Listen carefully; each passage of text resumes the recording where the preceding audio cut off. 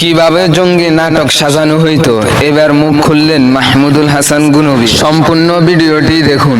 ঘুমের তৃতীয় দিন আমাকে লটকায়া কারেন্টের শর্ট দিয়া পিটায় আর বলে, এই গুনবী, তুমি কেন বলছো ইসলাম একমাত্র সঠিক ধর্ম? তোকে বলতে হবে সকল ধর্ম সঠিক। আমি বললাম, যদি এই জন্য আনেন তাহলে করস পায়ার সালাম। সিটিডিসির 1 নম্বর টিমের প্রধান ইমরান, সে বলতো গুনবীরে এমন ভাবে মারবি যেন আমি এসে দেখি তাকে হাসপাতালে নিতে হবে, এই অবস্থায় তাকে রাখবি। আমি বললাম, আমার অপরাধ কি? তোর অপরাধ তুই জানোস না? তোর বাপে কি করে? আমি তো, আমার আব্বা কৃষক। ও, তুই কৃষকের বাচ্চা, তুই কৃষকের বাচ্চা এত জোরে জোরে কথা বললি কে? এই কথা আমার বিড়াইতেছে। 10 দিন গুম রেখে 11তম দিন রাতের বেলা আমাকে মিরপুর 1 নম্বর কাঁধে একটা এই ব্যাগ ঝুলিয়ে দেওয়া হয়। এই ব্যাগের ভিতরে বিভিন্ন লিফলেট, হ্যান্ডবেল, বই, যা আমি কোনোদিন দেখি নাই। এমনকি এমন ব্যাগ আমি কোনোদিন ব্যবহার করি নাই। এই ব্যাগ আমাকে ঝুলাইয়া দেওয়া হয়েছে। সেখানে নিয়ে আসার পর আমাকে বলে, খবরদার, কোনো কথা বলতে পারবেন না, সাংবাদিকেরা আসবে, চুপ থাকবেন।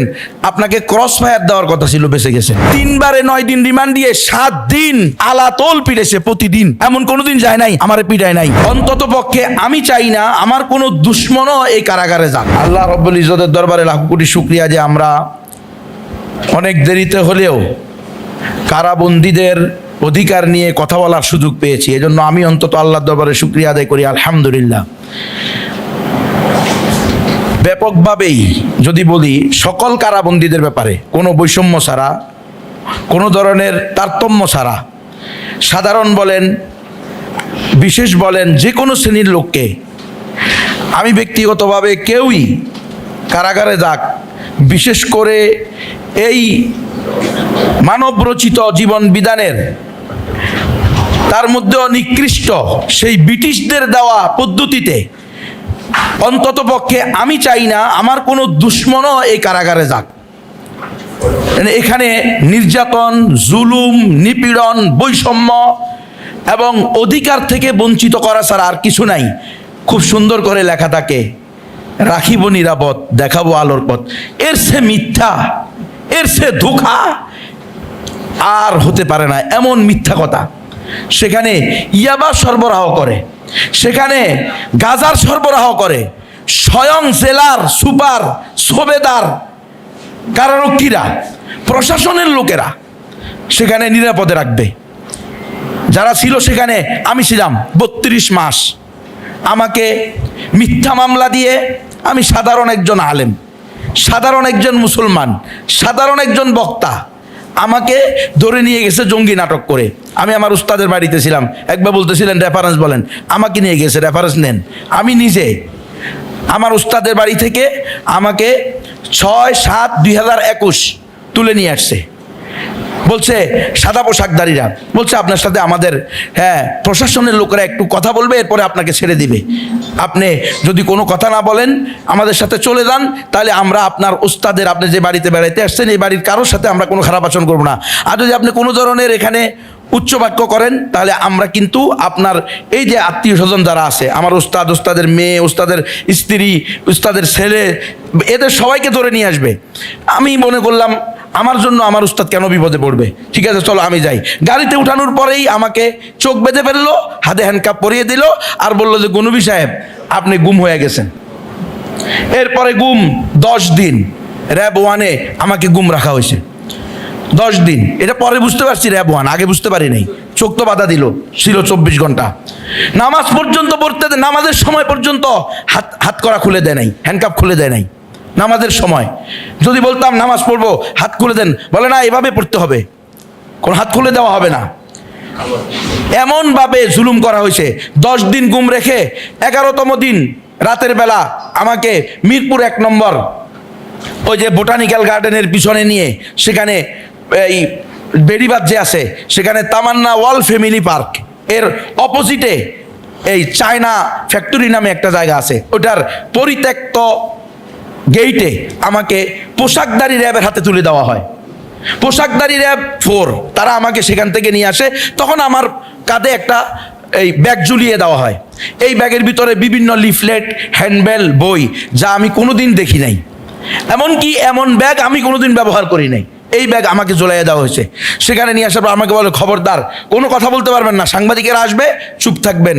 আপনাকে ক্রস ফায়ার দেওয়ার কথা ছিল, বেঁচে গেছেন। এজন্য কোনো কথা বলতে পারবেন না।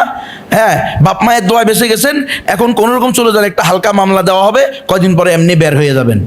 এ কথা বলে সাংবাদিকদেরকে সামনে কোনো কথা বলার কোনো সুযোগ নেই। সাংবাদিকরাও কোনো প্রশ্ন করে না, তাদেরকে যেটা বলা হয়েছে এটা তাদেরকে বিরিয়ানি দেওয়া হবে, একটা পানি দেওয়া হবে, আর একটা জুসের বোতল দেওয়া হবে, অথবা একটা মজুর বোতল দেওয়া হবে। খুব সুন্দর। আমাকে নিয়ে গেছে র্যাব, ওই যে র্যাবের যে হেডকোয়ার্টার, সেখানে নিয়ে গিয়ে 13 তলার উপরে আমাকে 2টা মাস পড়াইছে। 2টা মাস পড়াইয়া পরের দিন ঘুম থেকে যেদিন প্রকাশ করছে তার পরের দিন নিয়ে এসে আমাকে বলছে, খবরদার কোনো কথা বলতে পারবেন না। 2 জন 2 দিক দিয়ে আমাকে এমনভাবে ধরে রাখছে, কথা বলতে গেলেই আমাকে এমনি করে চাপ দেয়, ওরা কথা বলতে দিবে না। সাংবাদিকদেরকে বলছে কোনো প্রশ্ন করতে না, এখন করোনা ভাইরাস চলতেছে, উপর থেকে অর্ডার, কোনো কথা বলা যাবে না। দেখেন আমার ওই ইয়াতে 2টা মাস লাগাই দেওয়া হয়েছে। অধিকার, এটা হলো মানব অধিকার, এটা হলো মানবতা, এটা হলো প্রত্যেকে তার বাকস্বাধীনতা নিয়ে চলতে পারবে। এটা যে বলা হয় পশ্চিমাদের এই সমস্ত বাকস্বাধীনতা, এই সমস্ত মানবাধিকার, পৃথিবীর মধ্যে এর চেয়ে বড় ধোঁকা আর হতে পারে না। মিথ্যুক, প্রতারক, আর এরা এখন আসে এই দেশে মানবাধিকার কমিশনের অফিস করার জন্য। মানবাধিকার এরা চিনে? এই ব্রিটিশ ল, এর মধ্যে কোনো মানবাধিকার আছে? নিরপরাধ মানুষ বছরকে বছর জেলে থাকবে, এরপরে 30 বছর পরে রায় হবে বেকসুর খালাস পাইছেন। বেকসুর খালাস পাইছে 30 বছর পরে। ওর জীবন যৌবন, পরিবার, দেশ, খ্যাস, অর্থ, সম্পদ, ব্যবসা বাণিজ্য সব খালাস, এরপরে সে এখন বেকসুর খালাস পাইছে। এটার নাম হলো এই বর্তমান যে ল চলতেছে আমাদের দেশে, আইন চলতেছে, এই ব্রিটিশ আইন। খুব আমরা বলি, আপনারাও বলেন দেশ স্বাধীন, আমরা স্বাধীন জাতি। কিসের স্বাধীন জাতি? বিচারের বেলায় কি আমরা স্বাধীন? যদি আমরা স্বাধীন হইতাম তাহলে স্বাধীন মানুষকে গুম করা হয় কিভাবে? কোন অধিকারে গুম করবে? কে গুম করবে? আমি যদি অপরাধী হই, আমি একজন সাধারণ আলেম, সাধারণ বক্তা, আমার বড় কোনো পরিচয় নাই, আমি সারা দেশব্যাপী ওয়াজ করি আলহামদুলিল্লাহ, সারা দেশব্যাপী দাওয়াতের কাজ করি আলহামদুলিল্লাহ। তো আমি কি গোপন লোক ছিলাম? আমাকে গুম করা হইলো কেন? আমি জিজ্ঞেস করছি, গুম করছেন কেন? গুম করে প্রথম মাস শুরু করছে একদিন আমাকে, তৃতীয় দিন, গুমের তৃতীয় দিন আমাকে লটকায়া কারেন্টের শর্ট দিয়া পিটায় আর বলে, এই গুনবী, তুমি কেন বলছো ইসলাম একমাত্র সঠিক ধর্ম? তো আমি বললাম, এটাই তো আল্লাহর বিধান, ইন্নাদ-দীন ইনদাল্লাহিল ইসলাম, আর আমি তো আল্লাহর গোলাম। আল্লাহ যেটা বলবে, আল্লাহ যে আকীদা আমাকে শিক্ষা দিয়েছে, আমি সেই বিশ্বাসী হব। ইসলাম একমাত্র সঠিক ধর্ম, এটা মুসলমানদের আকীদা। ইন্নাদ-দীন ইনদাল্লাহিল ইসলাম, পবিত্র কোরআনের সূরা আলে ইমরানের 19 নম্বর আয়াত। একই সূরার 85 নম্বর আয়াতে আল্লাহ বলছেন, ওয়ামাই ইয়াবতাগি গায়রাল ইসলামি দীনান ফালা ইউকবালা মিনহু ওয়া হুয়া ফিল আখিরাতি মিনাল খাসিরিন। যে ব্যক্তি ইসলাম ছাড়া অন্য কোনো ধর্মকে, অন্য কোনো মতকে, অন্য কোনো দর্শনকে, অন্য কোনো ইজমকে, অন্য কোনো মতবাদকে ধর্ম হিসেবে গ্রহণ করবে, সেটা আল্লাহর নিকট গ্রহণযোগ্য না, এবং সে কাল কিয়ামতের মাঠে চিরস্থায়ী ক্ষতিগ্রস্তদের মধ্যে অন্তর্ভুক্ত হবে। এটা আমার আকীদা, এটা আমার বিশ্বাস, এটা আমার ঈমান, এটা আমার রবের ঘোষণা, আমি এর বাইরে যেতে পারি না। সে আমাকে বলে কি জানেন, এই বেটা তুই জানোস না দেশ চলে গণতন্ত্র দিয়ে, আর গণতন্ত্রের নিকটে সকল ধর্ম সমান, তোকে বলতে হবে সকল ধর্ম সঠিক। আমি বললাম, যদি এই জন্য আনেন তাহলে করস পায়ার সালাম, কারণ সকল ধর্ম সঠিক বলে নাস্তিক হয়ে বাঁচার চেয়ে একমাত্র সঠিক ধর্ম ইসলাম বলে শহীদ হয়ে যাওয়া 1000 গুণে উত্তম। এ হলো আমাদের দেশের আইন, বাকস্বাধীনতা, ব্যক্তি স্বাধীনতা, ধর্ম যার, উৎসব সবার। তো আমার বেলায় কই গেল? আমার বেলায় তো আমি আমার আদর্শ প্রকাশ করছি, তাই না? এটা আমার আদর্শ, এটা কোরআনের আদর্শ। ইসলাম একমাত্র সঠিক ধর্ম, মুসলমান ছাড়া আর কেউ জান্নাতে যাবে না।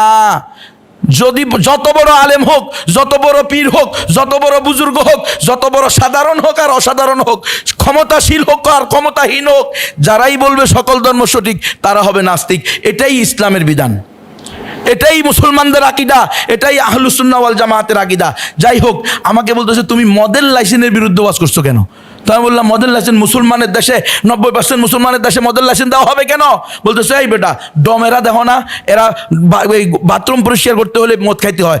ডমদের জন্য নাকি গুলশানে, বনানীতে, বিভিন্ন রেস্টুরেন্টে, বিভিন্ন পর্যটন এলাকায় নাকি ডমদের জন্য মডেল লাইসেন্স দিছে। আমাকে বলছে, আমাকে, এই তুমি কেন বলছো নারীরা পর্দা করতে হবে? আমি বলছি, সেই জন্য আল্লাহ বলছে, ওই জন্য আল্লাহ বলছে নারীদেরকে পর্দা করার জন্য, ইউদনিনা আলাইহিন্না মিন জালাবিবিহিন্না, তারা তাদের শরীরের উপরে পর্দা ফেলে দিবে, কাপড় ফেলে দিবে, ওড়না ফেলে দিবে, এই জন্য আমি বলছি।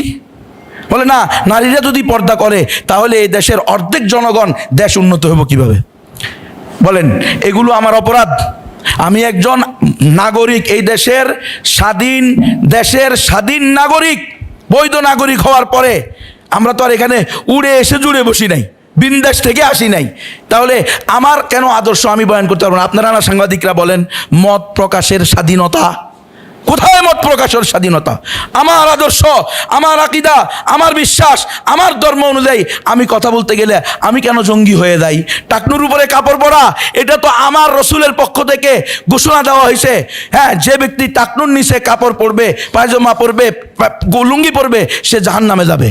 তাহলে এটা তো হারাম, টাকনুর নিচে কাপড় পরা পুরুষের জন্য হারাম। পুরুষ টাকনুর উপরে কাপড় পরবে, এটা ফরজ পুরুষের জন্য। তাহলে সেখানে যে বলা হলো যে এই টাকনুর নিচে কাপড়, উপরে কাপড় পরা, এটা জঙ্গির আলামত। বাবরি আমার রসুল সাল্লাল্লাহু আলাইহি ওয়াসাল্লাম জিন্দিগিতে কখনো চুল কাটেন নাই, হজ ছাড়া, উমরা ছাড়া। আজকে সেই বাবরিকে বলে দেওয়া হয়েছে যারা বাবরি রাখে এরা হইল জঙ্গি। যারা পাগড়ি পরে, রাসূল সাল্লাল্লাহু আলাইহি ওয়াসাল্লামের পোশাকের সুন্নত পাগড়ি পরা, পাগড়ি পরলে এরা হলো জঙ্গি। যারা গার্লফ্রেন্ড থাকে, রাখে না, গার্লফ্রেন্ড নাই, এই ছেলে তোমার বয়স 17-27 বছর, তোমার বয়স 22 বছর, তুমি এখন এই বয়সে বিয়ে করলে কেন? এই বয়সে তো তুমি 2-4টা গার্লফ্রেন্ড রাখবা। এই তুমি যে গার্লফ্রেন্ড রাখলা না, এই জন্য তুমি জঙ্গি।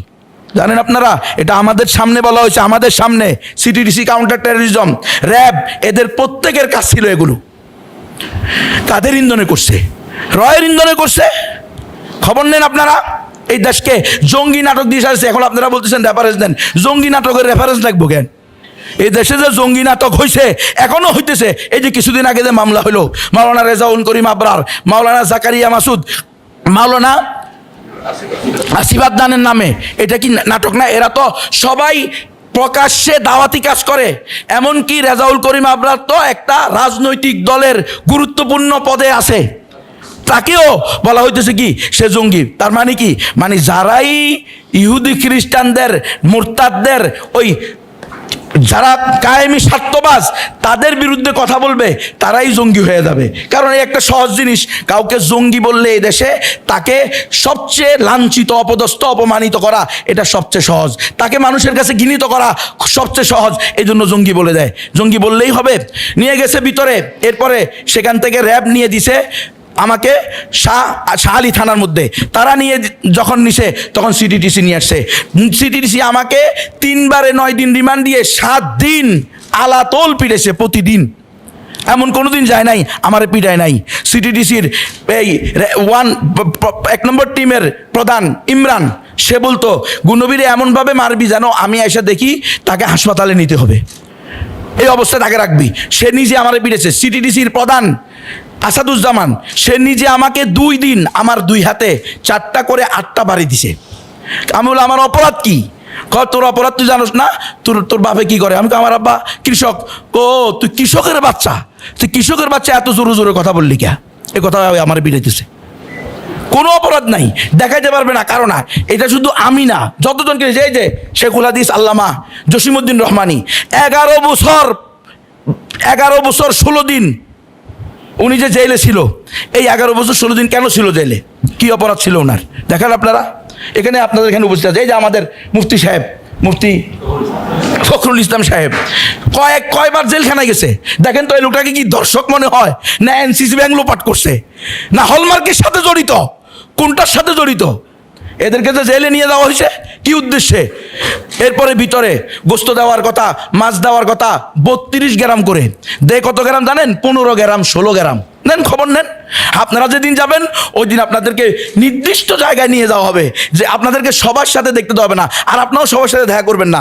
আপনাদের মধ্যে কেউ ভালো থাকতে পারে, কিন্তু অধিকাংশের ব্যাপারে আমরা শুনেছি ওখানে গেলে নাকি অফিস থেকে বান্ডিল দিয়ে দিলে আর ভিতরে যায় না, রিপোর্ট দিয়ে দেয়, না জেলখানা সব কিছু ঠিক আছে। এরকম কাজ ভিতরে চলতেছে। বন্দীদেরকে আমাদেরকে হাঁটতে দেওয়া হয় না, অথচ হাঁটার জন্য জায়গা রাখা হয়েছে। সূর্যের আলো, বাতাস আমাদেরকে উন্মুক্ত বাতাসে যাইতে দেওয়া হয় না। বিশুদ্ধ পানির ব্যবস্থা আছে। জঙ্গি মামলা যারা, তাদেরকে বিশুদ্ধ পানি আনতে দেওয়া হয় না। আমরা যখন বলি সুপার আসে সপ্তাহে 1 দিন, জেলার আসে সপ্তাহে 1 দিন, ডেপুটি আসে, বিভিন্ন দলের ওদের লোকেরা আসে, আমরা যখন কথা বলি তখন সুপার বলে আপনারা যদি 12-14টা খুন করেও আসতেন, কয়েক ডজন দর্শন করেও আসতেন, তবুও আপনাদের সাথে দাঁড়ায় কথা বলা যেত। কিন্তু আপনারা নিয়ে আসছেন জঙ্গি মামলা, আপনাদের সাথে কথা বলার কোনো সুযোগ নাই। তো আমরা এই সকল বৈষম্যের অনতিবিলম্বে এই সকল বৈষম্য দূর হোক, পুরা দেশ, পুরা জাতি, পুরা উম্মাহ জুলুম থেকে নিষ্কৃতি পাক, আমরা এটা চাই। এই জন্য আমি আজকে বৈষম্যহীন কারামুক্তি আন্দোলনের পক্ষ থেকে আপনাদের সামনে অনুরোধ করব, আমাদের যে 8 দফা, আপনারা এই 8 দফাকে পরিপূর্ণ বাস্তবায়ন করার চেষ্টা করবেন। আল্লাহ আমাকে সহ সবাইকে তৌফিক দান করেন, আমিন। আসসালামু আলাইকুম গাইস, তোমাদের জন্য খুব কষ্ট করে ইসলামিক শর্টস এবং লং ভিডিও তৈরি করে, প্লিজ সবাই একটু সাপোর্ট করো, লাইক, কমেন্ট, শেয়ার এবং চ্যানেলটা সাবস্ক্রাইব করে পাশে থাকো। ধন্যবাদ সবাইকে, আল্লাহ হাফিজ।